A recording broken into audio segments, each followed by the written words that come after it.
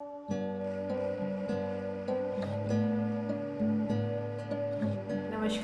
मैं आचार्य Mohini Bhardwaj astro help के YouTube channel पर आपका स्वागत करती हूँ। आज हम बात करेंगे रत्नों के बारे में।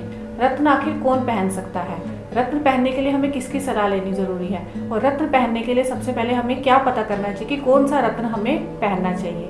रत्न हम किसी अच्छे ज्योतिष से सलाह लेकर ही पहन सकते हैं, नहीं तो कोई भी गलत सलाह के कारण अगर रत्न हमें पहन लिया तो वो हमें नुकसान भी पहुंचा सकता है, क्योंकि एक रत्न में एक अद्भुत शक्ति होती है और इतनी ताकत होती है कि आपको अर्श से फर्श पर भी पहुंचा सकता है और फर्श से फिर से अर्श पर लेकर जाएगा।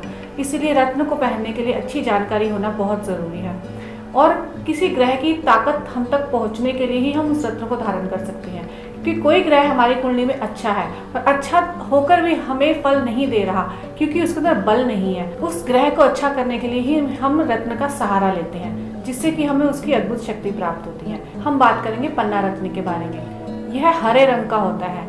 यह रत्न भी पारदर्शी होता है। यह रत्न बुध ग्रह के लिए पहना जाता है। अगर आपकी कुंडली में बुध अच्छा है, लेकिन अच्छा होने के बावजूद भी आपको उस बुध ग्रह से जुड़े फल प्राप्त नहीं हो रहे हैं, तो आप उसके फल प्राप्त करने के लिए बुध ग्रह को बलवान करने के लिए पन्ना रत्न जरूर धारण कीजिए।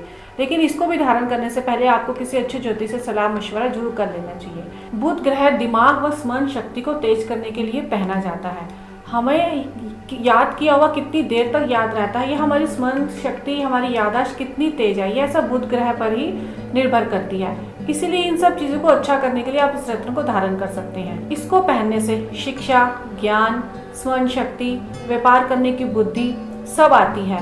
और अगर बच्चे पढ़ाई में मन नहीं लगा रहे हैं या उनको पढ़ा हुआ याद नहीं रहता है, या कई बार कई बच्चों की में समस्या होती है कि उनको कोई चीज़ एक बार में समझ में नहीं आती है, तो भी उनकी कुंडली में उनका बुध कमज़ोर होता है और अगर उन्हें ये रत्न धारण करवाया जाए तो ये उनकी समस्या से भी उनको निजात मिल जाएगा। पन्ना रत्न धारण करने के बाद पढ़ाई में रुचि बनी रहती है। अगर आप किसी डिबेट में हैं, किसी कॉम्पिटिशन्स में जा रहे हैं, आप टीचर हैं, अच्छे काउंसलर हैं, आपका अकाउंटेंट का काम है, लॉ से जुड़ा काम है या दिमाग से जुड़ा सेल्समैनिंग का कोई भी ऐसा काम है जो आप करते हैं, तो आपको कुंडली में बुध ग्रह को बलवान करना बहुत ज़रूरी हो जाता है। जो लोग टीचर हैं, ज्योतिष है, सलाहकार हैं, अकाउंटेंट हैं, डिबेटर हैं या कॉम्पिटिशन्स में हैं, उन्हें ये रत्न धारण करना चाहिए। अगर आपको अपनी बुद्धि तेज करनी है या आपको अपने नर्वस सिस्टम को कंट्रोल करना है, आप डबल माइंडेड रहते हैं, आपका मूड स्विंग्स होता है, तो भी आपको ये रत्न बहुत ही फायदेमंद रहेगा। अगर आपकी कुंडली में बुध 6, 8, 12 का स्वामी है या नीच का है, तो आपको सलाह दी जाती है कि आप इस रत्न को न धारण करें। कुंडली में अगर बुध उच्च का है या अपनी स्व राशि का है, लेकिन 6, 8, 12 भाव का स्वामी ना हो, तब भी आप इस रत्न को धारण करें।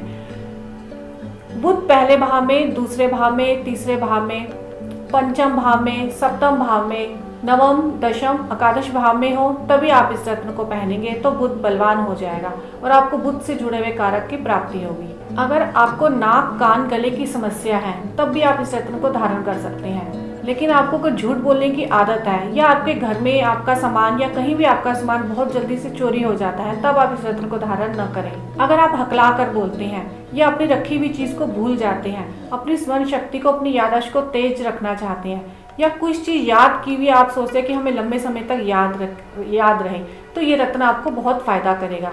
आप इस रत्न को किसी अच्छे ज्योतिष से सलाह लेकर जरूर धारण कीजिए।